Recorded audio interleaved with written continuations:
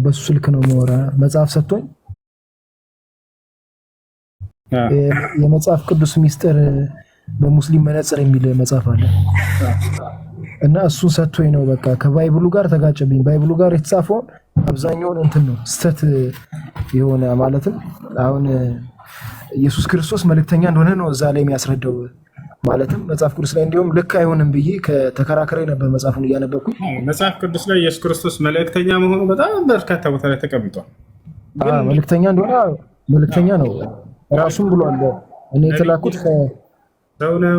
ይህን ሁሉ አለ መጽሐፉ ላይ። ግን ይህን ማን ነው እስኪ ነው ነቢዩ ኢየሱስ እንዲህ አለ ብሎ አንድ የሚያስተምራቸው የለም። ነቢይ መሆኑ ግን መጽሐፍ ቅዱስ ላይ በደንብ በርካታ ቦታ ላይ ተቀምጧል። ልክ እንዳውም እንዳለፉት ነቢያት አንድ ነቢይ እንደሆነ እንደ ሙሴ ያለው ነቢይ መጽሐፍ ቅዱስ ላይ ኦሪት ዘዳግም ምዕራፍ 18 ቁጥር 18 ላይ እንደ አንተ ያለ ነቢይ ያስነሳላቸዋለሁ ብሎ ተናግሯል። ይህ ጥቅስ ለኢየሱስ ክርስቶስ እንደሆነ የአዲስ ኪዳን ባለቤቶች ያምኑበታል። የሐዋርያት ሥራ ላይ ብዙ 2 ቦታ ከዚያ በላይ ተቀምጧል። ያ ትንቢት ለኢየሱስ ክርስቶስ እንደሆነ። ስለዚህ ልክ እንደነ ሙሴ ያለ ነቢይ አንድ ነቢይ ኢየሱስ ክርስቶስ ሌላ አይደለም። በእርሱ በኩል ሲሰራቸው የነበሩ ተአምራቶች ሁሉ አምላክ ነው ሲሰራለት የነበረው። ግን እሱ በራሱ እንደሰራና የአምላክነቱ መገለጫዎች እንደሆኑ እያስተማሩ ይሸውዳቸዋል። ነገር ግን መጽሐፋችሁን ብታነቡት ኢየሱስ ክርስቶስ በፍጹም ከራሱ አንዲት ነገር አላደረገም። አምላክ ነው ሲያደርግለት የነበረው። የእርሱን ተአምራቶች ጥቅልል አድርጎ የሐዋርያት ሥራ ላይ ምዕራፍ 2 ቁጥር 22 ላይ የራሱ ትልቅ ተማሪ ጴጥሮስ ሲናገር አዩሃ ሪጃል ልእስራኤልዩን እስመዑ ሃዚህ ልአቅዋል የሱዕ ናስሪ ረጅሉን ቀድ ተበርሃነ ለኩም ሚን ቅብል ላህ ቢቁዋትን ወዐጃኢብን ወአያትን ሰነዐሃ አላሁ ቢየዲህ ይላል። እናንተ የእስራኤል ሰዎች ሆይ ይችን ንግግር ስሙ። የናዝሬቱ ኢየሱስ ማለት አምላክ በእርሱ በኩል ባደረገው ድንቅ ተአምራት ለእናንተ የተገለጠ ሰው ነበር ይላል። እነዚያን ሁሉ ተአምራት አምላክ በኢየሱስ በኩል ያደረጋቸው ናቸው ነው የሚለው መጽሐፍ። ለእናንተ ግን ሲነግሯችሁ ራሱ ኢየሱስ ነው ያደረጋቸው ነው የሚሏችሁ። እኔ ከራሴ አንዳች ላደርግ አይቻለኝም ብሎ ነው ኢየሱስ የተናገረው። አምላክ ነው በእርሱ በኩል ድንቅ ስራ ሲያደርግለት የነበረው ራሱ አይደለም። እርሱን ያደረገው ማለት ክርስቶስን መቃወም ነው። ያጀማ አላወቃችሁትም እንጂ ብትወዱኝስ ትእዛዜን ትከተላላችሁ ብሏል። ከትእዛዙ ከትምህርቱ መካከል የሌለን ነገር በእርሱ ላይ መለጠፍ፣ ያላስተማረውን አስተምሯል ማለት እርሱን መቃወም ነው። ይሄ የጠላቶቹ ስራ ነው። ወዳጆቹ ግን ለዚያ ለአንዱ አምላክ ብቻ ሁሉን ነገር አሳልፎ ይሰጣሉ። ልክ ክርስቶስ ተአምራቱን ስራውን ሁሉ ለአምላኩ አሳልፎ እንደሰጠ ማለት ነው።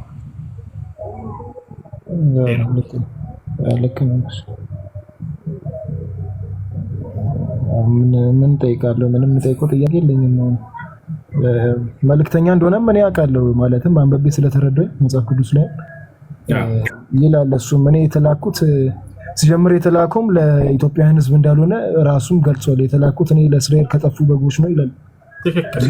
የተላከው ለእኛ አይደለም፣ ለኢትዮጵያ እኛን አይመለከተንም ሲጀምር። እና የተላከውም ደግሞ ከሆነ እሱ መልእክተኛ ነው ማለት ነው። ተልክ ያለው እያለ ነው። እና እኔ ወደ አባቴ ወደ አምላካችሁ ወደ አባቴ ወደ አባታችሁ ወደ አምላኬ ወደ አምላካችሁ እሱ ራሱ ፈጣሪ ያለው ፈጣሪ ሊሆን አይችልም ብዬ ከራሴ ጋር እንትን አልኩኝ። በቃ ከራሴ ጋር እንትን አልኩኝ፣ ተከራከርኩኝ ማለት ነው። ምክንያቱም ሊሆን አይችልም፣ በቃ ራሱ ተናግሯል፣ በግልጽ ራሱ አስቀምጧል። እኔ አምላክ እኔ ራሴ አምላክ ነኝ፣ እናንተም እኔ የማመልከውን አምላክ አምልኩ ነው የሚለው። እሱም ራሱ አንድ ፈጣሪ አለ እና ስጋ ለባሽም ከአብ ጎን ይቀመጣል ይላል መጽሐፉ ላይ እንዳነበብኩ። እንዲሁም ትክክል አይሆንም ብዬ ነበር ሳስተያይ፣ ባይብሉ ላይ ገብቼ ሳስተያይ በቃ ትክክል ሆኖ ነው ያገኘሁት። እና በጣም ቀራኔ ከራሴ ጋር እስከ ዛሬ ምንድነው አባቶች ራሱ ምንድነው ያስተምሩ? ይሄን ነገር ለምንድን ነው ያስተምሩ? እንደዚህ አይነት ነገር ለምንድን ነው ምላሽ ማይሰጡን እያልኩኝ ከራሴ ጋር ሙግት እየፈጠርኩኝ ነበር። እና ስለ እስልምና ያኛውን በፕሮቴስታንት በክርስቲያን በኦርቶዶክስ ዓለም በጣም ብዙ ችግር እንዳለ አይቻለሁ። ውስጡ ላይ የተጻፈው ነገር ትክክል እንዳልሆነ ማለትም ብዙ የተቃረነ ሀሳብ አለው ከፈጣሪ ጋር ራሱ ማለትም ፈጣሪ ከእግዚአብሔር ጋር ሙሴ ራሱ ይቃረናል። ማለትም እንትና ማን ነበር ጳውሎስ ራሱ ከእግዚአብሔር ጋር ይቃረናል። እሱን እንዳሰሙት ይላል እና እንደ ጻድቅ ተደርጎ ነው የሚወሰደው ጳውሎስ በእኛ ማለት ነውና ብዙ ስህተት እንዳለ መጽሐፍ ቅዱስ ላይ አይቻለሁ። ያው ከዛም አልፎ ወደ እንትኑን ማወቅ ስለፈለኩኝ ነው፣ ስለ እስልምና በደንብ ማወቅ ስለፈለኩኝ ነው ተረድቼ ያው ውሳኔ ላይ ለመግባት የሆነ እንትን በደንብ አውቀህ ተረድተህ መሆን አለበት። ብዬ ስላሰብኩ ነው። ኢስላም ብሎ ማለት በአጭሩ አንድና ብቸኛ ለሆነው አምላክ ለአላህ መገዛት ማለት ነው። الإسلام معناه الاستسلام لله والانقياد له بالطاعة والخلوص من الشرك والبراءة كذلك يعني من أهله. إسلام أملاك بنبيات بكل يدنققوا بتشنيا ملكوتاي هاي معناتنا. مين إنه فتحوا هنا ككريستنا ومانزار كمسلك اسلمنا ومانزار ሁለቱም ላይ ነብያት አለ የሚለው ነገር ስላለ እስኪ እንደው አምላክ በነብያት በኩል የደነገገው እስልምና ነው ወይስ ክርስትና ነው የሚለውን እንመልከት። እስልምና ልጀምር። ለመሆኑ አምላክ ነው ያዘዘው ይሄን ሃይማኖት? ነብያቶች ናቸው የሰበኩት? የነብያት ተከታዮች ሙስሊሞች ነበሩ ወይ? ነብያቶች ሙስሊሞች ነን ብለዋል ወይ የሚለውን እንመልከት። አዎ፣ ለዚህ ሁሉ ጥያቄ በእስልምና ላይ ታገኛላችሁ። አምላክ ራሱ እኔ የደነገግኩላችሁ ሃይማኖት ነው ይላል እስልምና። እስልምናን ነብያት አይደለም የደነገጉት፣ ልብ በሉ። አምላክ ራሱ ነው ደንግጎ ለነብያት የሰጣቸው። ነብያት አስተላለፉ እንጂ ከራሳቸው እስልምና አልደነገጉልንም። ሰው የደነገገውን ሃይማኖት አልከተልም። አምላክ የደነገገውን ሃይማኖት ነው የምከተለው በነብያት በኩል። ገብታችኋል? አላህ ራሱ ስለ እስልምና ማን እንደደነገገው ሲናገር ሸረዐ ለኩም ሚነ ዲን ማ ወሳ ቢሂ ኑሐን ወለዚ አውሐይና ኢለይከ ወማ ወሰይና ቢሂ ኢብራሂመ ወዒሳ ይላል። እነሆ ይሄን እስልምናን ሃይማኖት እኔ ደነገግኩላችኋል። አላህ ከዚህ በፊት ኖህን፣ አብርሃምን፣ ሙሴን፣ መሲሁን አዘዤባቸው የነበረውን ሃይማኖት ይላል። ለቀደሙት ነብያት የተደነገገላቸው አንድና ብቸኛው ሃይማኖት እርሱ ነበረ። ነብያቶች ሰብከውታል ወይ ከተባለ አዎ። ያዕቁብ ምን አለ? ወያዕቁብ ያ በንየ ኢነላህ አስጠፋ ለኩም ዲነ ፈላ ተሙቱነ ኢላ ወአንቱም ሙስሊሙን። ያዕቁብ ምን አለ? አደራ ልጆቼ እነሆ አምላካችሁ አላህ አንድ ሃይማኖትን መርጦላችኋል አለ። ከአምላክ ዘንድ የመጣ ሃይማኖት እንደሆነ ያስተምሩ ነበር ነብያቶች። ከዚያ ምን አላቸው? ፈላ ተሙቱነ ኢላ ወአንቱም ሙስሊሙን፣ አደራ ልጆቼ ሙስሊሞች ሆናችሁ እንጂ እንዳትሞቱ ይላቸዋል። ስለዚህ አምላክ ራሱ ደንግጎታል ለነብያት። ልክ እንዲሁ ደግሞ ነብያቶችም ለልጆቻቸው ለትውልዳቸው አደራ ሙስሊም ሁኑ እያሉ ይናገሩ ነበር። ይወቻል ቃል በቃል ነብያቶችም ሙስሊሞች ነን እያሉ ሲናገሩ ታያላችሁ። ኖህን ብንወስድ ምን ይላል? ወኡሚርቱ አን አኩነ ሚነል ሙስሊሚን ይላል። እኔ ከሙስሊሞች እንደሆን ታዘዝኩ ይላል። ያው ስለዚህ ከእስልምና አንፃር ነቢ አምላክ ራሱ ደንግጎታል። ሙስሊሞች ሁኑ እያለ ያዘናል። ወላ ተሙቱነ ኢላ ወአንቱም ሙስሊሙን ይላል። አደራ ሙስሊሞች ሁናችሁ እንጂ እንዳትሞቱ ይለናል። እነ ዲነ ዒንደላሂ ልኢስላም ይላል። ከእኔ ከአምላካቸው ዘንድ ቀጥተኛው ሃይማኖት እስልምና ብቻ ነው ይላል። ወረዲቱ ለኩም ልኢስላመ ዲና ይላል። እስልምናን ሃይማኖት ብቻ ነው የወደድኩላችሁ የደነገግኩላችሁ ይለናል። ይሄን ጥያቄ መጽሐፍ ቅዱስ ላይ ብንወስደው እግዚአብሔር ክርስቲያን ሁኑ ብሎ አዘዋል ወይ ነብያትን ወይም አንድ አካል ብለን ስናይ በፍጹም የለም። እግዚአብሔር አንድ ቦታ ላይ ክርስቲያን ሁኑ ብሎ ያዘዘበት ቦታ የለም። እሺ ከነብያቶች መካከል ክርስቲያን ሁኑ ብሎ ትውልዱን ያሰበካለ ወይ? በፍጹም የለም። እሺ ከነብያቶች መካከል እኔ ክርስቲያን ነኝ ያላለ ወይ? በፍጹም የለም። ነገር ግን በእስልምና ስትመጡ ጊዜ አምላክ ራሱ ነብያትን ሙስሊም ሁኑ እንዳላቸው ልክ እስልምና እንደደነገገ ነብያት ራሱ ሙስሊሞች ሁኑ ብለው ህዝብን እንደሰበኩ ነብያቶች ራሳቸው ሙስሊሞች ነን እንዳሉ ታገኛላችሁ። ነብያቶች እየተጠቀሱ ስማቸው ሙስሊሞች ናቸው ተብለው ተቀምጧል እንዳለ በቁርአን ላይ። አብርሃም ብንወስድ ለምሳሌ ምን ይላል? ሱራ አሊ ዒምራን ቁጥር 67 ላይ ማካነ ኢብራሂሙ የሁድየን ወላ ነስራንየን ወላኪን ካነ ሐኒፈን ሙስሊማ ይላል። አብርሃም ሙስሊም ነበር ይላል። አንድ ነቢይ ተጠቅሶ መጽሐፍ ቅዱስ ላይ አከሌ ነቢይ ክርስቲያን ነበር የሚል በፍጹም አታገኙ። ገብታችኋል አይደለ? ይህ ነው እና ይሄን ይመስላል።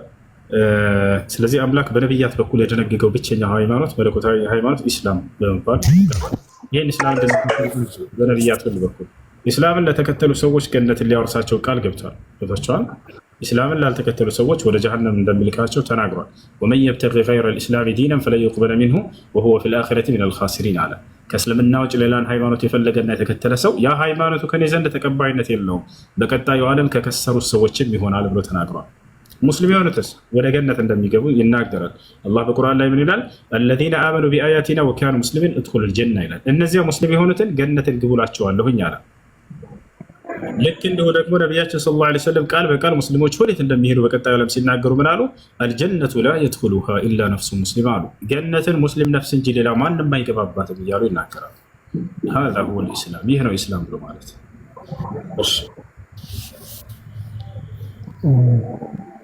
እሺ አሁን ለምሳሌ እስላም ለመሆን አሁን ለመሰለም ምን ማድረግ ነው ያለብኝ? እስላም ለመሆን የሻሃዳ ቃል ትይዛለህ። የመጀመሪያው የትእዛዛት እና የአስተምሮ መሰረት የሆነውን የነቢያት ሁሉ አስተምሮ የሆነውን ቃል ትመሰክራለህ። የትእዛዛት ሁሉ ፊተኛና መጀመሪያው ምንድን ነው? አንድና ብቸኛ ነው አምላክ ብለህ ለአምላክ መመስከር ነው። እርሱም በብቸኝነት እየተገዛህ ከዛ በህይወት ዘመንህ ትቆያለህ።